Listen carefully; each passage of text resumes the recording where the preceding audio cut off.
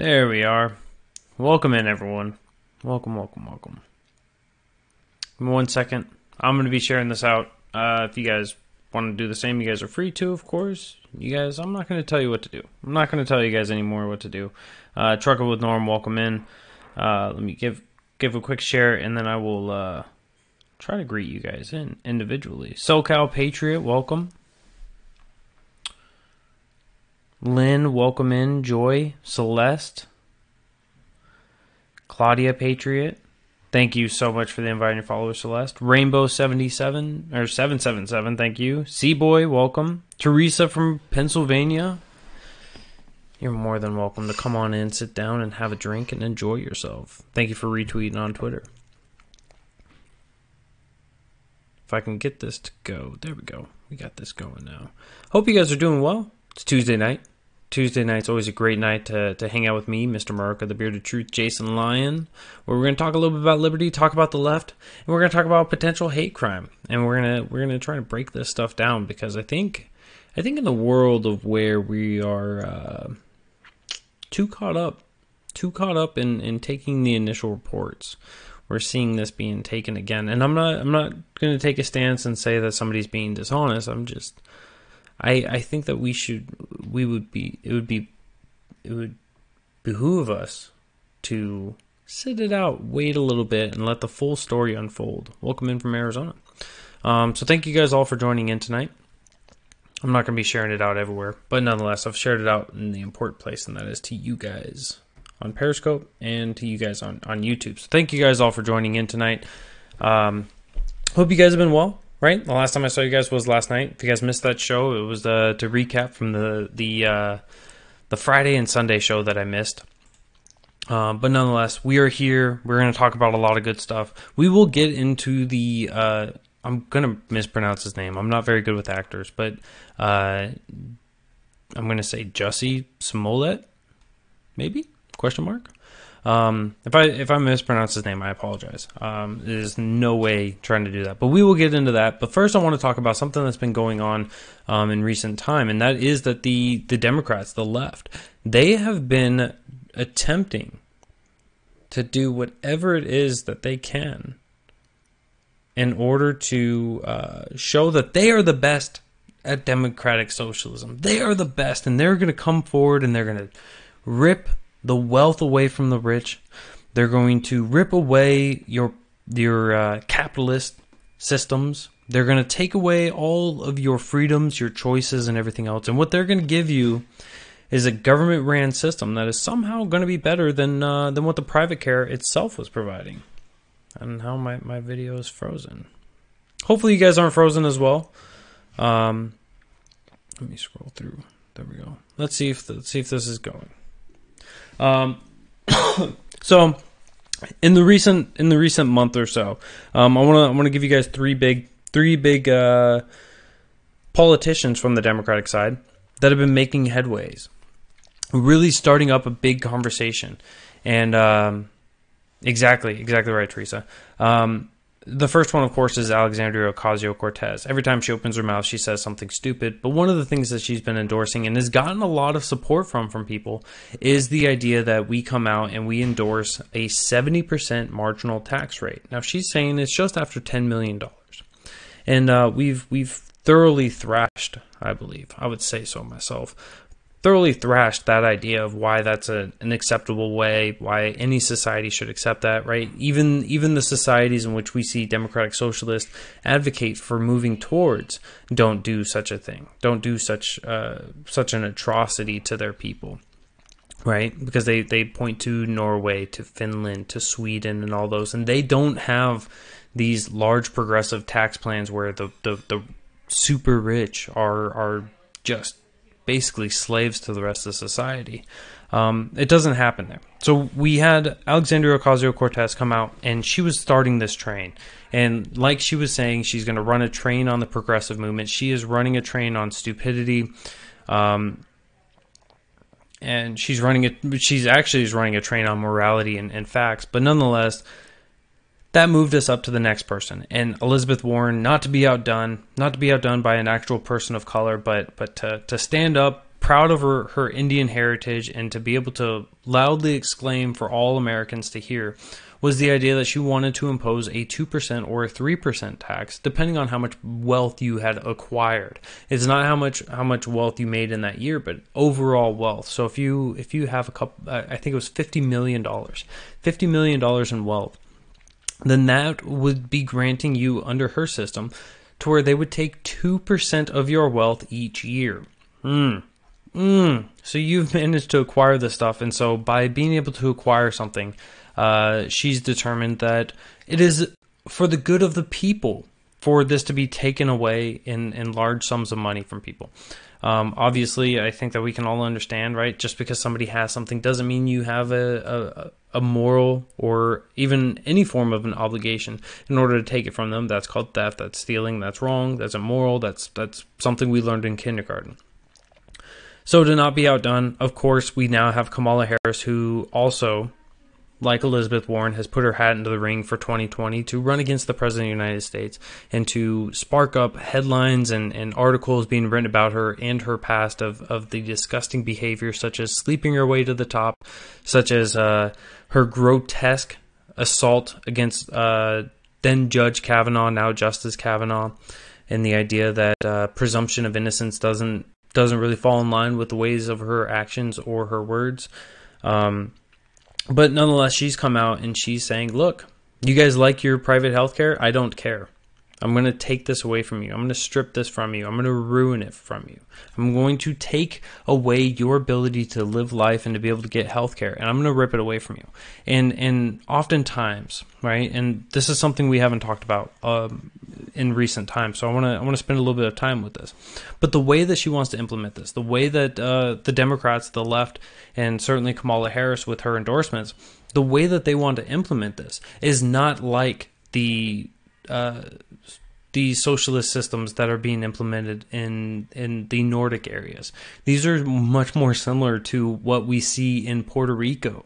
This is much more similar to see what they had in Venezuela, in where we're seeing the sheer destruction from these systems being implemented, where they're going after the corporations. They're going after the corporations to be providing this, to be providing the funding and the fuel to keep these systems going. And while there is still freedom of movement, while they have not barricaded in these corporations to being stuck in America, they are free to leave. And when they do leave, and when the doctors are not being provided enough for them to decide to stay in healthcare or to endeavor into the large amount of schooling that is required by the licensing and everything else, when they decide to leave, when they decide to leave America, right, we will be left in shambles. We will be left trying to struggle to figure out who's going to provide the healthcare and why it is that they want to actually expect money for this. So we have the failure of these three, the three musketeers, effectively, currently elected, sitting in office in Congress and one seat or another. And all of them are advocating not only against the American values, not only against the middle class and the upper class, but they are advocating against logic, against history, against economics, and expecting that somehow, as long as they word it the right way, that this somehow makes it just, and it won't mean that the lives that are devastated, the lives that are taken in the pursuance of implementing these things, somehow makes it worthwhile. And that is, it cannot be further from the truth. These people, when they seek to implement these systems, it is purely going to end in sheer destruction, because there's nothing about the way that the Democratic left is trying to operate right now in trying to implement these new systems into the American system. There's no way that these are being implemented in the same way that they've been somehow been able to, or that they've been implemented in other countries that have somehow been able to maintain their heads above water.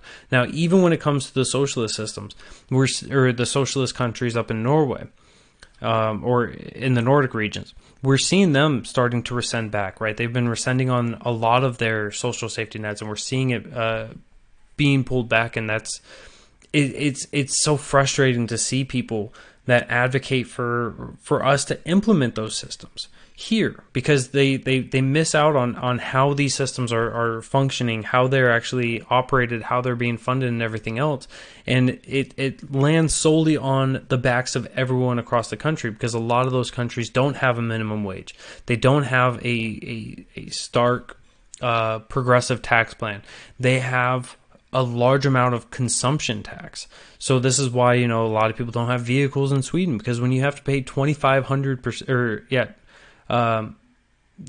250% of the car, and you're paying that in just the tax, 250% of the car's value in just tax alone, right? More people are not going to have cars. That's something that's much more feasible there in Sweden than it would be here in America, but we can't do that. And so they think just going after your paycheck, just going after the income, just going after the wealth that you've already accrued would be enough to justify this. When we go to the tax plans between Alexandria Ocasio-Cortez and we go to the tax plan of Elizabeth Warren, both of those are only looking to increase the revenue by just a couple $1 billion a year. A couple billion. Now, right now, we're about $3.6 trillion of revenue for the federal government. So you're looking to add a couple pennies into the bunch. They're not looking to actually revolutionize and grow in any appreciable way. But the system that is being advocated for from all three of them, honestly, from Kamala, from Elizabeth, and from Alexandria, is the idea for Medicare for all. That would be another $3.2 trillion on average over the course of next 10 years. So $32 trillion, which means that we would have to double up on how much the government has to receive in its revenue. So you're looking at doubling the taxes. There's no way for these systems to work and for our economy to continue to thrive and for it to continue to be successful. When the poor have no more to eat, they shall eat the rich. Yeah. I just wish that they would get their hands out of other people's pockets. It's just disgusting. So that entire discussion around these people, it's really become grotesque, where instead of us working for... So the way that politics was supposed to be, right? And I know this is idealistic. The way that politics was supposed to be was that you're supposed to not be worried about the tribe, right? George Washington, our first elected actual president, right, of the United States, he spoke very with great concern about the parties, right? He was worried that people were going to get too tied to the party and not be tied to the nation. They're going to be too tribalistic. And that's what we're seeing with these Democrats, is that they're more worried about their radical base, worried about the people that are loud and boastful and screaming hysterical notions. They're worried about pleasing them rather than pleasing the country. And when polls are coming out and people say, yeah, this is what I want, the questions are never asking, well, how much research have you done on this? How much do you know about economics? How do you know, or how would you expect these systems to be implemented and to be effective in the long run? And those are the questions that are more important. Do you think that this is something that's feasible, and how would it be feasible here in America without using some place that is generally homogenous, such as some of the Nordic countries? There's just so much nuance between the two that it's not something that can be implemented here in America in the same way, and it's not even being advocated to being implemented in the same way. It's advocated in a much more evil and destructive way. And despite the fact that we are a constitutional republic and the Constitution is just the toilet paper of our elected officials now. But yeah, so looking out there, it's just disgusting. I wish that we could see politicians actually come out and looking to serve the best interest of all people, of Democrats and of Republicans. And something I tweeted out just a little while ago, and I will be honest with you guys. When I first saw him coming out, it was the, let me pull up his name because I don't want to butcher it, the original CEO of Starbucks. He is potentially running for 2020. He is potentially running for office. And he went on The View, and I just tweeted this out a little while ago. And I if I could bend your ear, go give that a listen. And he basically said, look, I've been a lifelong Democrat, but I can't run as a Democrat because I don't agree with them. I don't agree with the Democratic view, because the Democrats are solely about themselves, and you know, and he speaks a little bit about he can't be genuine while running if he was to label himself a Democrat. And I think that speaks loudly for those. Howard Schultz. It speaks loudly to the idea that even Democrats have left their base. We see a lot of Republicans leaving their base. There's a lot of conservatives that we heard during the 2016 election and before that said, look, I can't vote for Republicans because I'm not a Republican. I may be a conservative, but I'm not. This is the conservative party, but we are not one and the same. We are not synonymous in any appreciable way. And I think that that's a message that really needs to get heard, because we need to, as much as I disagree between the two parties on their platform and on their ideologies, for the sake of America, we really need to come together and stop having such a volatility between the two, because this is what's really going to tear at the social fabric. This is what's going to tear between the integrity of this nation, this divide, this large divide, and watching just the pendulum swing from far left to the far right, back to the far left, back to the far right. That's what's really going to tear us apart. That's what's really going to destroy us in the long run. And I hope that 2020 we're going to wake up. We're going to see a lot less of ridiculous rhetoric and completely unconstitutional speak. But I know that's just me being idealistic once again. I know it's not likely. But nonetheless, that's my hopes for the day. And I hope that we can. I really hope that those two, Elizabeth Warren and Kamala Harris, really get no votes. They really get a low support, and somebody better for the Democratic Party gets elected, or not elected, but pushed through the primary and gets nominated, because I want to see them reach back to their roots and grab onto what is to be liberal, what is to be a Democrat, the Democrats of old, right? Jimmy Carter, during his time.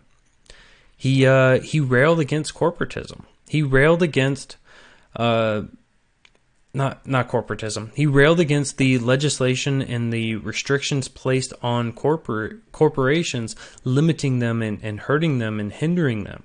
And so he freed them up and he allowed them to come through. Jimmy Carter, if he was around, right, Democrats couldn't accept them. He would not be accepted in the Democratic platform. I think Jimmy Carter is still alive, but nonetheless, Jimmy Carter and the Democratic movement are so far apart from each other now. Democrats of today have driven so far to the left, so radically, that Jimmy Carter would be closer to being a Republican. And the great things that he did, he had even left-wing economists coming out and saying the things that he is doing, the removing the red tape, cutting legislation, not legislation, but cutting regulation was good for these markets. It enabled the prices to drop. It allowed for more competition, allowed for the consumers to have more choices, to have more freedom. That is something that cannot be discussed within the Democratic Party today, or you'd be ostracized immediately. You would be exiled. You'd be exiled with the threat of like a beheading if you were to run with a D next to your name and talk of such slanderous lies. Talk about trickle-down economics, if you will. You know, it's just a farce. It would be nice to see them come back to their roots a little bit. It would be nice to see the rhetoric on both sides really come back a little bit. But I'm going to digress on that. All right, I'm not going to hit that topic. Because if you guys know who, and I'm sure you guys all do, Rashida Tlaib.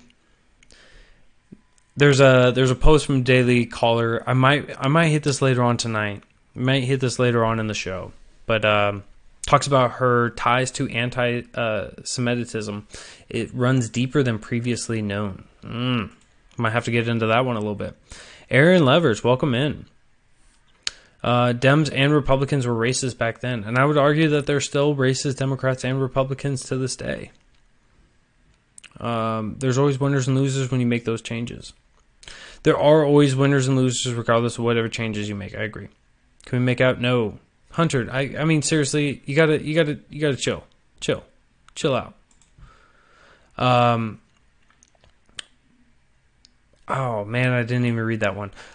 So I'm gonna give you guys just the headline, just because that's what I like to do for you guys. But some Democrats float the idea of a primary challenge for Ocasio-Cortez.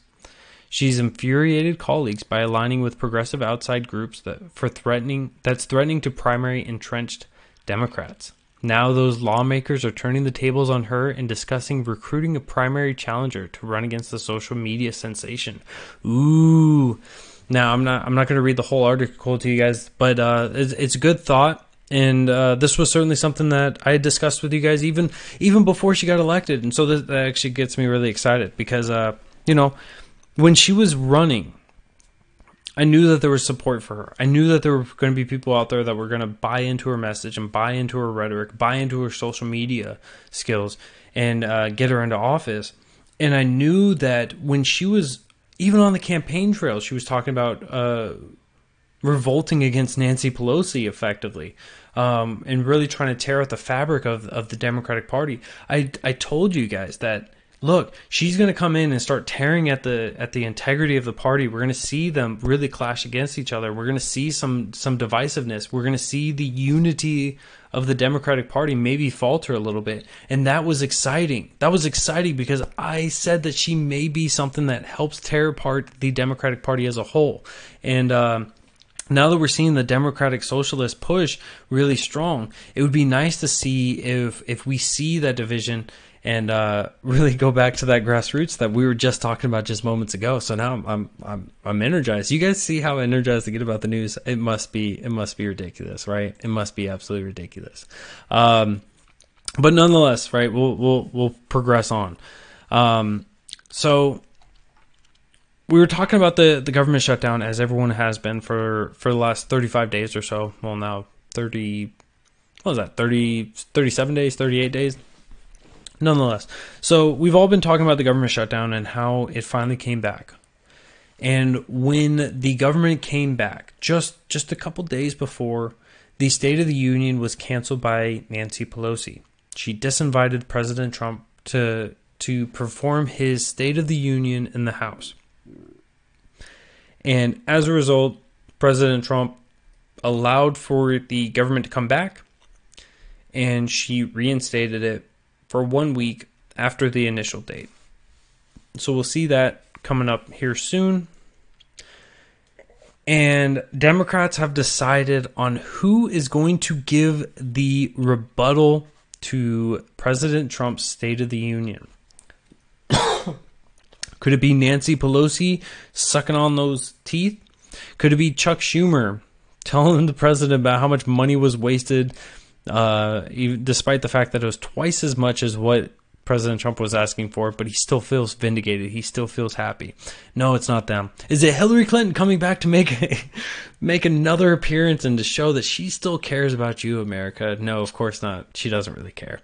No, it's Stacey Abrams. Stacey Abrams, the former Georgia House Speaker who rose to national prominence in a losing bid to become the nation's first African-American female governor.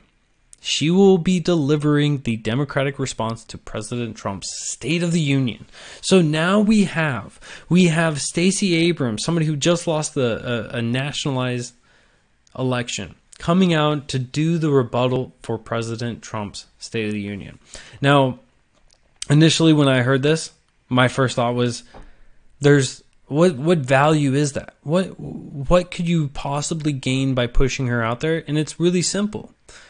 They want somebody, first off, that is a female, that is a person of color. They want to hit as many intersectionality things. And they want to also take somebody that they felt was recently wronged. And of course, Hillary Clinton can't be that person. They can't push out Hillary Clinton because now that she's lost all the power, she also lost a lot of the sway and metaphorical power, right? We saw from the Hillary Clinton Foundation and everything else. She's kind of old news and she's been pushed out. So they had to find somebody new.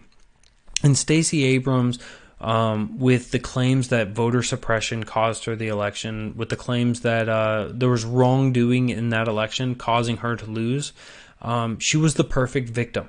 She was the perfect victim to come out and to speak out against President Trump from his State of the Union. In her response to this, she had tweeted this: "At a moment when our nation needs to hear from leaders who can unite for a common purpose, I am honored to be delivering the Democratic State of the Union response." So she is all kinds of excited for this. She is enthused. She is speaking as if she's not going to be divisive with this. She also was quoted as saying, I'm looking forward to addressing my fellow Americans on a day when truth, candor, and unity should be the order of the day. There is enough good going on in this country that we don't need to hide behind misrepresentations to describe the State of the Union. So she may be already taking a couple slight knocks at the president, much like what we've seen from Nancy Pelosi from the recent address that we saw from President Trump when he was speaking from the Oval Office, right? Just moments after he had addressed us. Both Chuck Schumer and Nancy Pelosi came out to address the nation as well, because they demanded, if he gets some time, I get equal time, because this is America and everyone gets a participation trophy. And one of the things that they were really hyper focused on was the truth. Now, did they actually acknowledge anything that he said? No, of course not. They ignored what he said. They didn't even listen. They were too busy trying to prep and read their lines and to get them down and to try to make it look somewhat like they weren't just two old people trying to act out as if they're outraged over everything. Turns out they failed. Should have taken a couple more acting classes, but nonetheless, they did what they did. And what's your issue with Jesse? We'll get to Jesse a little bit. Wait a minute, who's Jesse? Are you talking about Jesse? We'll get to Jesse in a little bit, but nonetheless, so there's this idea that if we just keep portraying President Trump as a liar, if we keep going after the truth, the quote unquote truth, we can undermine him, and it's this gaslighting. It's this gaslighting that is being promulgated across this country, and Stacey Abrams would be another great person for this. And so I think that I'm certainly going to be watching this. I'm going to be trying to break this down. I'm sure that Boogie Bumper from Australia, if you guys aren't following him, I'm sure he'll be breaking this down in great lengths as well. But we should expect that it's going to be partisan talking points. It's going to be a lot of Democratic support, a lot of Republican hate, and Stacey Abrams, right? She's gonna try to smooth out the edges a little bit in order to make it not be a hard hitting punch, but she wants to still get those jabs, and I'm sure that's what we should be expecting from her. I still think that it's, who do you put up? If you don't put up Stacey Abrams, who do you put up? And I don't think Democrats really don't have any good selections. They don't have anyone good to push out there. Who's going to be a good talking face for the Democratic Party right now? You can't put somebody out there that's running for election. You have to bring somebody out from the sidelines, right? You can't bring your headliners in, because if they say something stupid, not a good time. Not a good time when the entire nation's watching. No, you gotta get somebody that you can push out as a victim, build them up, build up their support, and see when they run for office again, like Stacey Abrams said she would after she lost her last election. You got to try to build up some support for them to see, to test the waters, right? If she comes out and speaks and she has a very positive reaction from the folks, right, this could mean that she needs to run for a national seat, vice just running for something such as president or whatever it is. But you got to test the waters and see kind of how the country feels about these individuals, and to see about the message and everything else. It's really going to just be it's going to be effectively a polling for them. They got to know what America's thinking right now, because every day it seems like America's changing up their tones on what's important and what's not. Welcome in, Troy. So Stacey Abrams giving the Democratic response to the Trump State of the Union. It's going to be a good time. Here's some really big news that I'm really sad that more people are not talking about. Israel came through. Why did this page just reload? Israel's coming through right now. A cure for cancer. Israeli scientists say they think they found one. We believe we will offer in a year's time a complete cure for cancer. This article was dropped just last night at about 23:14. So 11 o'clock last night. I'm not sure if it's our time or their time, wherever it is. This article is filled. This is from the jpost.com. So make sure you guys got to get into this. If you guys like science, if you guys hate cancer, right? This is a good article. It breaks it down. I'm not even going to butcher the guy's name who wrote this, but nonetheless, I'm going to give you guys a quick survey of this. A small team of Israeli scientists think they may have found the first complete cure for cancer. We believe we offer in a year's time a complete cure for cancer, said Dan Erder, of a new treatment being developed by his company, Accelerated Evolution Biotechnologies Limited, which was founded in 2000. Our cure for cancer will be effective from day one. It will last a duration of a few weeks and will have no or minimal side effects and at a much lower cost than what other treatments on the market. Our solution will both be generic and personal. So the way that this was working, from my understanding, is that these come in and for things like breast cancer, it will turn the cancerous cells into fat and then be able to make it be destroyed. The treatment is called Matato, multi-target toxin, and is essentially on the scale of cancer antibiotic, a disruption technology of the highest order. The potentially game-changing anti-cancer drug is based on SOAP technology, which belongs to the phage display group of technologies. It involves the introduction of DNA coding for a protein such as an antibody into bacteriophage, a virus that infects bacteria.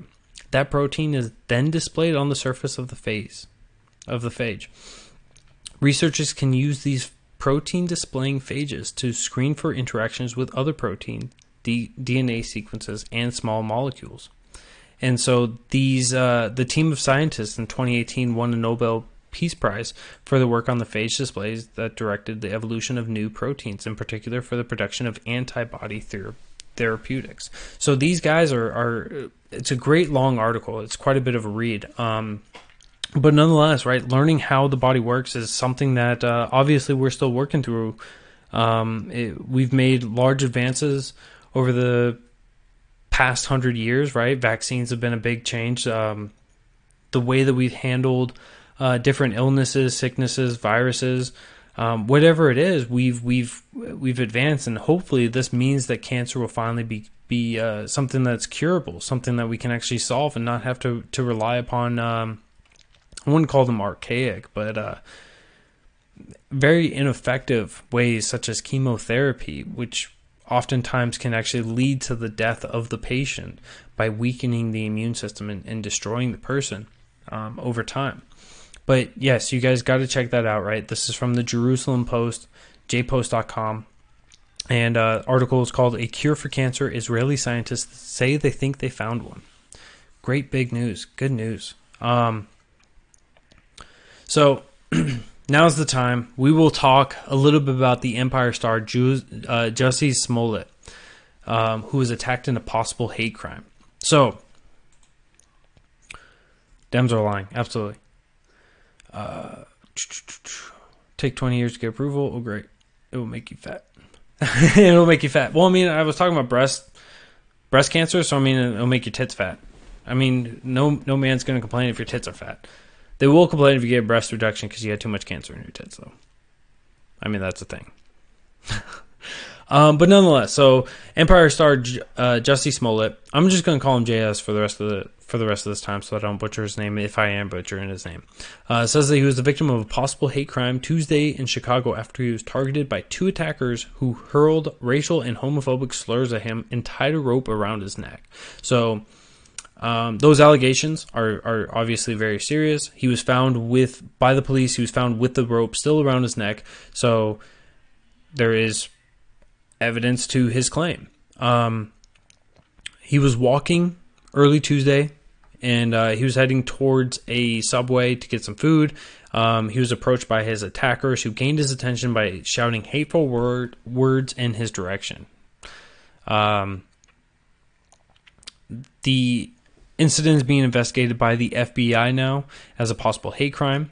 So it is, and I think that this is certainly something that should be investigated. Absolutely 100%. The attackers beat him up and poured an unknown chemical substance, later known as bleach, and wrapped a rope around his neck before fleeing the scene. So here was something that has been corroborated since then.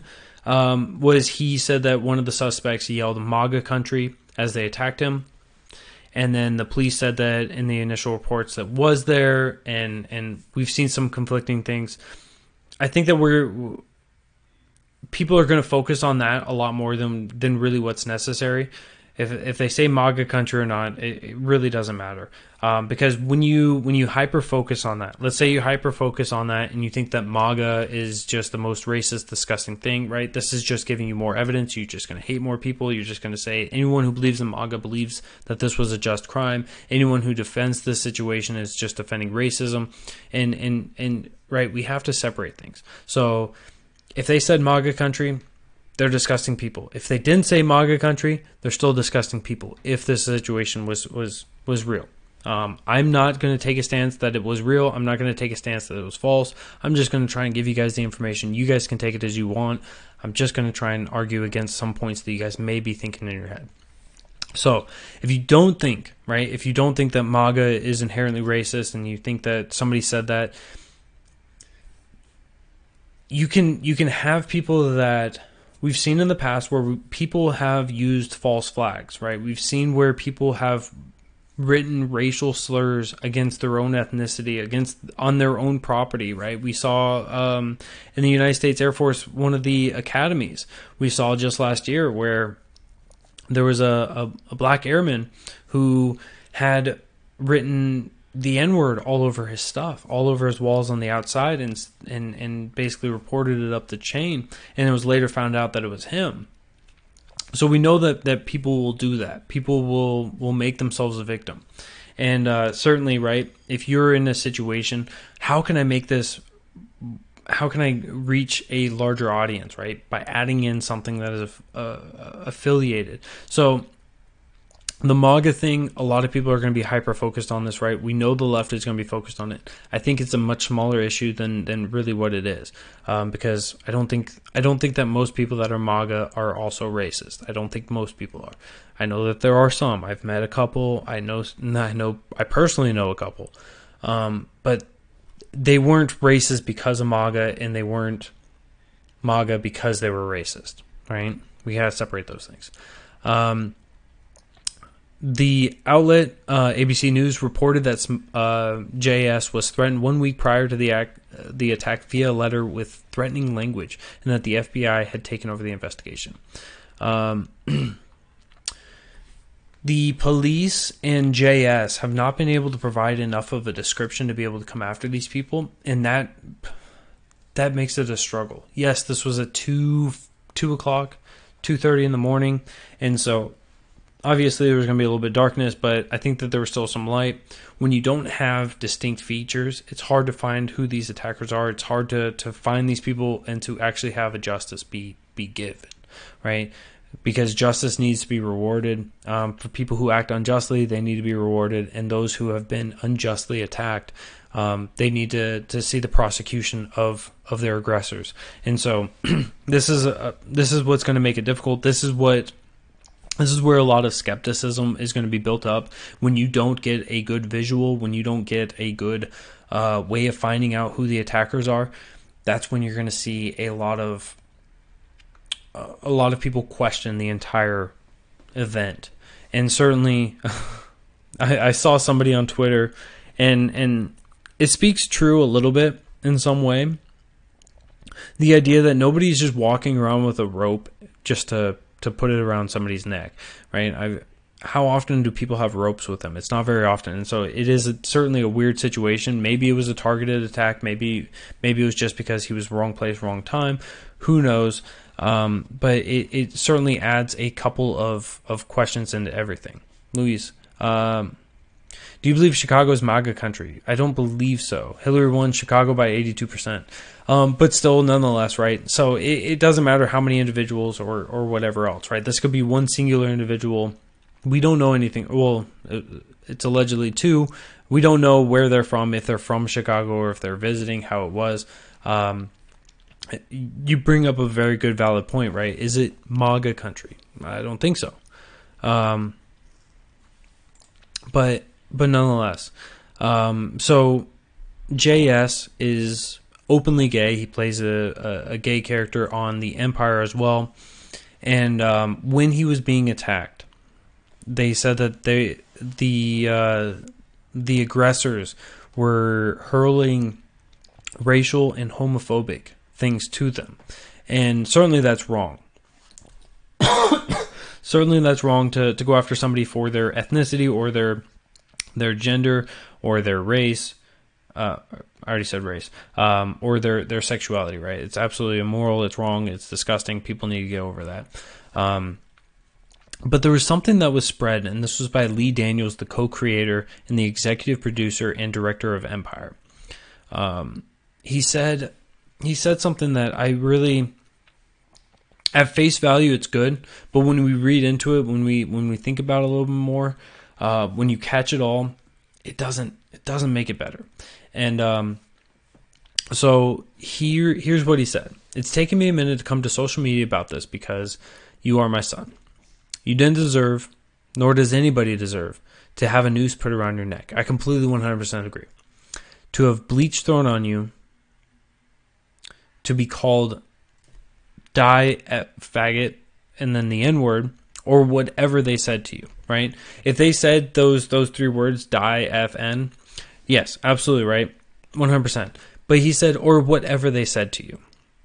So I think whenever you're going to say something like this, the context and the words need to be very specific. Because if you just, whenever you add that, or whatever they said to you, now it opens up the opportunity, right? This is somebody that is very familiar with JS, somebody that can go out and get this information directly from him. And for them to put those three words and then to say, or whatever they said to you, I think that there's a little bit of a failure there. There's a little bit of a failing there to make sure that they're providing an accurate depiction of what was being said. And that hurts. It hurts the overall image of what's going on there.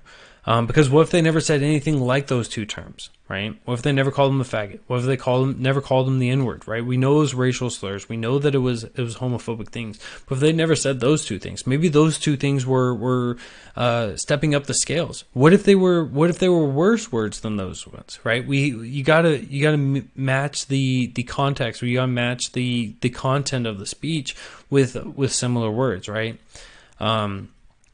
And he said, you are better than that. We are better than that. America is better than that. Absolutely, America should be better than that. I know that there's a lot of failures on an individual level, right? We have black supremacists. We have white supremacists. We've got Hispanic supremacists. We've got supremacists of all races. And it's disgusting to think that. We have to love each other. Absolutely. Regardless of what sexual orientation we are. Absolutely. Because it shows that we are a united front and no racist fuck can come in and do things like they did to you. I hope that one day we can get over people that are racist. It's just another effing day in America. It's disgusting that is a view that people have, right? It's just another day in America when a person of color is being attacked. It sucks. It sucks because there is some accuracy to that, right? It's just another day in which people are being attacked by others, provoked or unprovoked. We got to work as a society to actually reduce the atrocities that are being committed and fight against the atrocities, whether it's fighting against trying to diminish the hatred and the divide that's in this country, or whatever, right? We have to figure out a way to reduce the hate in this country, and certainly things aren't getting any better anytime soon.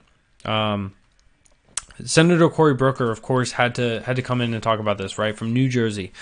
He weighed in well, calling the attack on Smollett an a modern day lynching, or an attempted. He said, to those in Congress who don't feel the urgency to pass our anti-lynching bill, designated lynching as a federal hate crime, I urge you to pay attention. A couple of issues, of course, right? As we've already noticed, there would not be a law that would be able to get these people, right? Because there was a fundamental failure between JS and the police of being able to actually describe who these individuals were to be able to go after them. So talking about this bill wouldn't necessarily be something that is relevant, right? If you want to talk about a situation and say this is an atrocious situation, you don't talk about something that would not help or support or help defend it or protect it or anything else, right? Because it's clear that it's clear to anyone that violence is already a crime, right? To infringe upon somebody else's life with an act of violence is already a crime in this country. Making another law was not going to prevent them from doing this, right? They had hate in their heart. They had divide on their mind. And Cory Booker just standing there and to try to take away from the situation and try to build up on a piece of legislation, whether the legislation is good or not doesn't really matter when you're trying to take the spotlight and say, look at us, we're trying to do something. You're not doing anything of value here. It really needs to be handled better. Let's go back to the 4 black teens that attacked and kidnapped a disabled white boy on a video saying F white people, and media was practically quiet. Double standard is maddening.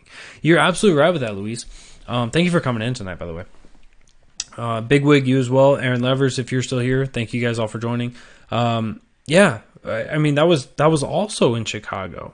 How many people actually remember that situation where there was a mentally retarded white boy that was taken by 4 black teens, and they were labeling it a hate crime for a while, but if I recall correctly, even the persecution on that, even the punishment that was given was very lax for that situation.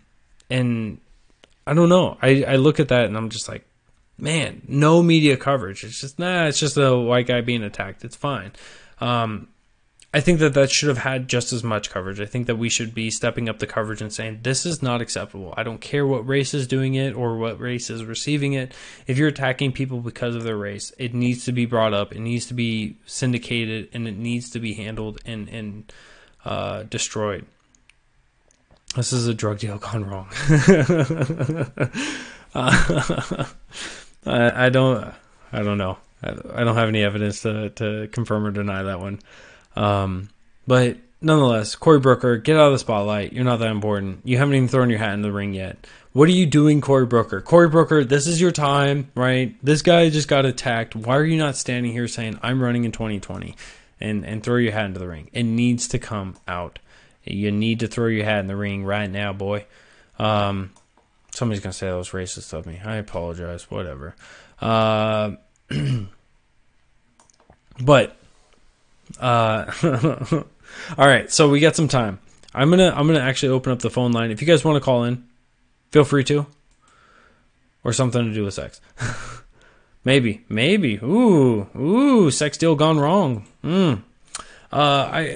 Call line's open, guys. If you guys want to call in, the phone number is 802-671-5328. Feel free to call in if you want to talk about topics we've already covered. But in the meantime, I am going to be talking and reading from this Daily Caller article that says Rashida Tlaib ties to anti-Semitism runs deeper than previously known. One of her key fundraisers, Mahar Abdel Qadar, has repeatedly promoted anti-Semitic conspiracy theories.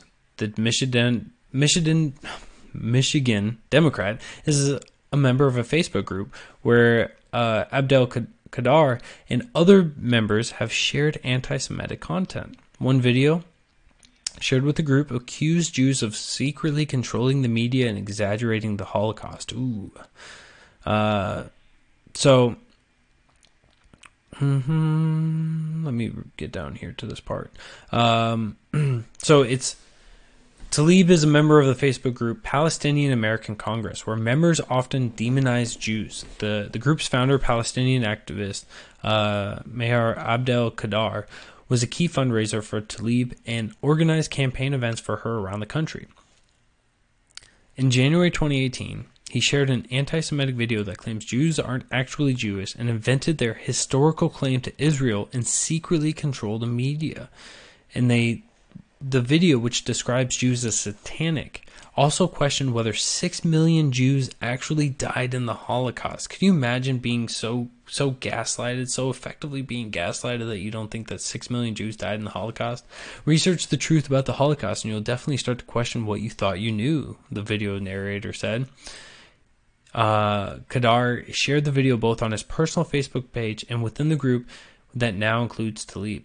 So here's a big issue with this, right? So we're saying that Tlaib is a part of a group and some members of that group, right? I don't like Tlaib. I think that she's wildly off base on a lot of things that she says. But the inference being made was that this is what we've seen from people who are supporters of Trump. They've seen this logic and they go, no, just because somebody supports you or somebody you're affiliated with somebody doesn't mean that you're guilty of the same actions. And certainly with this one, right? Kadar is obviously somebody who wants to diminish the importance of the Holocaust, right? The importance in the negative connotation, learning the lesson of what we should never repeat. And wanting to be generally anti-Semitic. We don't say because he is that now Tlaib, because she associates with him, is also sharing the same views, right? It's bad. It's bad when it's done against the right. It's bad when it's done against the left. It's just bad in general, right? You're free to associate. I have been on white supremacist shows. I've been on black supremacist shows. I am not a white supremacist and I'm not a black supremacist.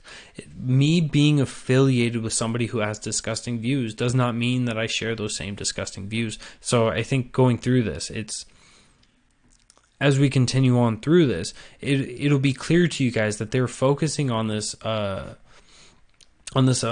Kadar, and it's a prevalent error that is being made by so many people, and I question, are we smarter than this? Are we smart enough to not allow this to control this? I live in Chicago. These celebs love their drugs, and the area is highly monitored downtown. I guess we can wait for footage. Yes. So Waffle Sticks, I think I'm saying your name right. Waffle Sticks, I think you may have came in after the fact, but when I first opened this up, I wanted to say, look, I'm going to give you guys the facts of what I know, what's been reported, and I'm going to let you guys come draw your own conclusions, and to wait it out, to wait for more information to come out is much more important, rather than getting the gut feeling. And so thank you for your comments, because it's really speaking to what I had said early on. And how long will we wait for the surveillance footage? I smell BS, but that's just me. Yeah, there is a lot of things to be skeptical about, right? The idea that he didn't see any of the attackers and doesn't have a good description of them, really rings the questioning bell, if you will. All right. So I was excited about that article, and as I continued on, I got more disgusted with it. All right, so we'll go back to the first article that really got me excited. The attempted coup, if you will, to primary challenge, to challenge Alexandria Ocasio-Cortez to get her removed. So we read the first article, right? Representative AOC has infuriated colleagues by aligning with progressive outside groups that's threatening to primary entrenched Democrats. Now some of those lawmakers are turning the tables on her and discussing recruiting a primary challenger to run against the social media sensation. This is an article written by The Hill, so accept it as you will. At least one House Democrat has privately been urging members of the New York delegation to recruit a local politician from the Bronx or Queens to challenge AOC. What I've recommended to the New York delegation is that you find her a primary opponent and make her a one-term congressperson. That's what I've been hoping for. The Democratic lawmaker who requested anonymity told The Hill, "You've got numerous council people and state legislators who've been waiting 20 years for that seat. I'm sure they can find numerous people who want that seat in that district. The New York delegation has eyed AOC with skepticism ever since last summer when the 29-year-old self-described Democratic Socialist shocked the political world and defeated then Joseph Crowley. I feel so bad for him. In what many thought would be a sleepy primary race. Crowley, a Queens power broker and an affable House Democratic Caucus chairman, had been considered a possible future speaker. Many New York and Congressional Black Caucus lawmakers were also furious that Alexandria, after recent political reports, stated that she and the grassroots aligned with her, Justice Democrats, were considering backing a primary challenge to fellow New York Democrat Hakeem Jeffries, a Black Caucus member and establishment insider who succeeded Crowley as caucus chairman. Both AOC and Justice Democrats have denied the report, but the group of insurgent progressives has vowed to target centrist Representative Henry Cuellar of Texas and is eyeing other potential 2020 targets. So we've got these people. We've got these two different parties within the Democrats that are openly advocating against each other, that are trying to rip apart at each other, try to primary them out. And we're going to see much more volatility come from this because they're both going to be effective. They're both going to be effective at being able to change up the seats of their opponents. And what we will see from this, the way that this is going to continue, is that Democratic Socialists are going to take out some of the establishment Democrats, and the establishment Democrats are going to be able to take out some of the Democratic Socialists that are in right now. And it's going to cause this volatility. And as a result, there's going to be a lot less trust. There's going to be a lot less unity. We're going to see them really become disenfranchised, right? Their voter base is going to become so forgotten about that we're going to see the walk away movement. We're going to see the Blexit. We're going to see all these movements where people are leaving the Democratic Party in larger numbers. And we may see the Republican Party be emboldened from this. We may also see something of the likes of the Liberty movements or the Green Party movement or the independents grow. And I think that that's going to be the best for us, right? If we can move back to an idea that we don't hold staunchly to a party, but instead hold staunchly to your own principles and values, it will be a net benefit for all. So it would be, it would be the benefit to all. So I'm excited for that. I'm excited to see them really clash and really go at it. The more political blood that is spilled on the Democratic side is a win for America. The less power that each side of them have is a win for liberty, is a win for somewhat of a smaller government, or at least slowing the rate in which our government continues to grow. I just saw Venezuela, and that was one of the big articles I wanted to talk about tonight. I'm really deeply saddened that we have only about 5 minutes, so we'll hit this one real quick. If you guys have been following what's going on in Venezuela has been a flurry of storm. It has been a piece of our discussions here for a little over a year. From the ways that their socialism has failed them, from the ways that their government was not able to keep up with the markets and keep up for their people. But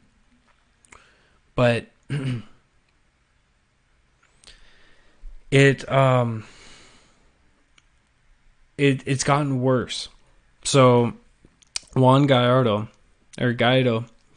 who was running to become the new leader of the country, running as the president, and declared himself as interim president.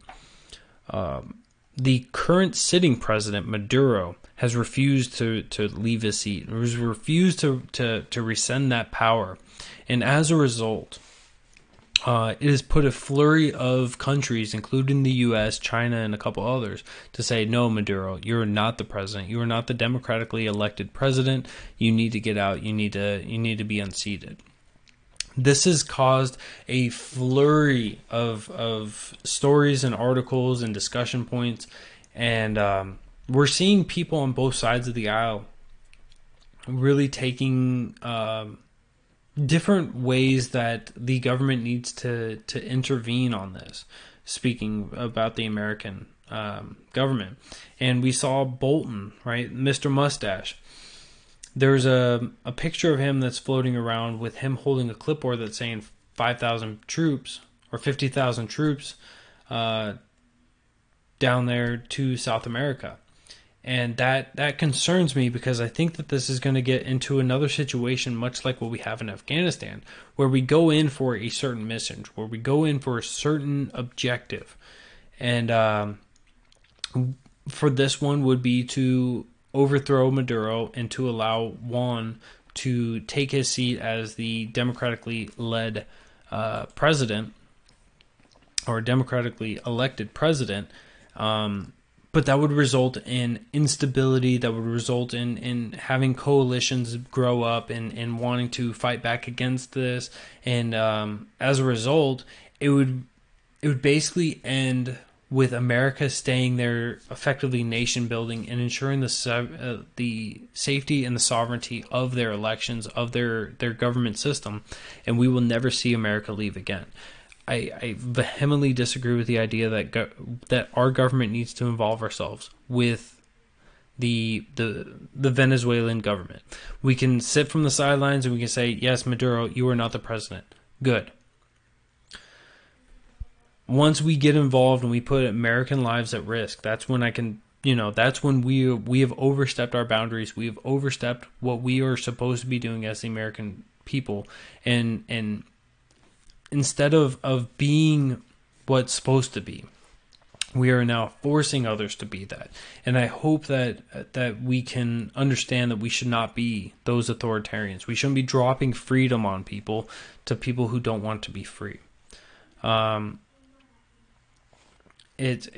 We need to. I hope that President Trump is not going to get involved and not interfere with the troops.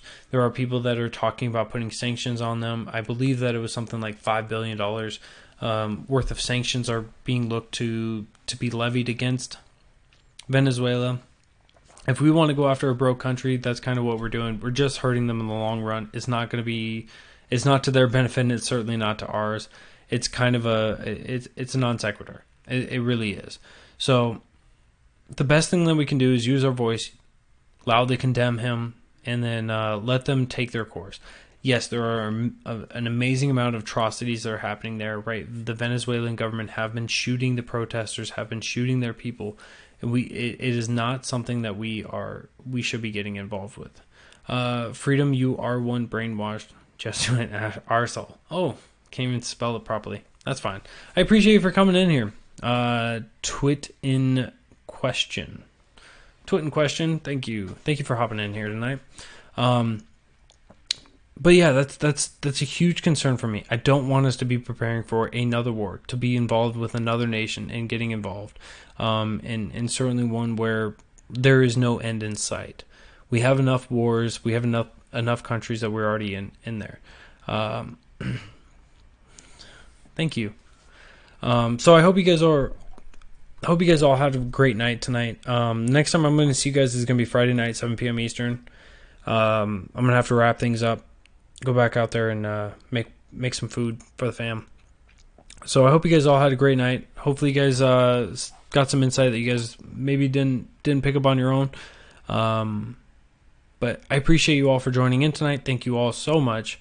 And I will see you guys on Friday night, 7 p.m. Eastern. I am Mr. Merca, the Bearded Truth, Jason Lyon. Have a great night, and I'll see you guys then.